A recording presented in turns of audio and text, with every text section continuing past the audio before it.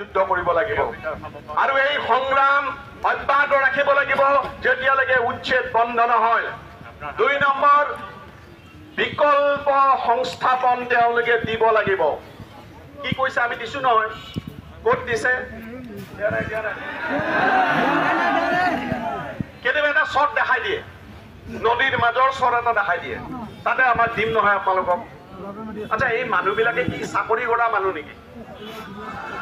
যি মানুহে এই উচ্ছেদত সকলো হেৰুৱাইছে তেওঁলোক কি চাকৰিয়াল মানুহ নেকি? এই মানুহবিলাকে কাম কৰি খোৱা মানুহ, হাজিৰা কামলা কৰাৰ কাৰণে তেওঁলোকে য'ত থাকে তাৰ ওচৰতে হাজিৰা কামলা কৰে। যদিহে তেওঁলোকক বাধ্যত পৰি সেই নদীৰ বুকুত দিয়ে, একফালে বানপানী আনফালে কাম নাপায়, তেনেহলে সকলোকে সমানে ব্যৱহাৰ কৰা। আমাৰ কথা হল সুবিধা দিব নালাগে, সকলোকে সমান ব্যৱহাৰ কৰা। গতিকে বিকল্প সংস্থাপন নিদিয়া পৰ্যন্ত আন্দোলন যদি অব্যাহত ৰাখিব লাগে, এই আন্দোলনৰ মাজেৰে আমি এই চৰকাৰক তেওঁলোকৰ নীতি পৰিৱৰ্তন কৰিবলৈ বাধ্য হম।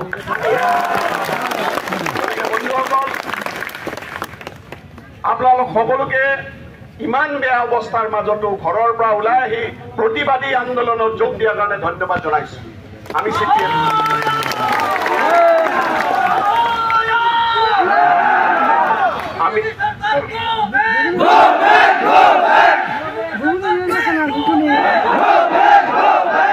মই এটা কথাই কম, আমি CPM দুটা কথাত CPMৰ ওপৰত ভৰসা ৰাখিব পাৰে। 1 নম্বৰ, CPM বেইমান নহয়। CPM কোনো আন্দোলনত বেইমানি নকৰে। বহুতে আন্দোলন আৰম্ভ কৰে, পিছত দালালি কৰে। CPM বেইমান নহয়। গতিকে ভৰসা কৰিব পাৰে CPMৰ ওপৰত যে CPM যি আন্দোলন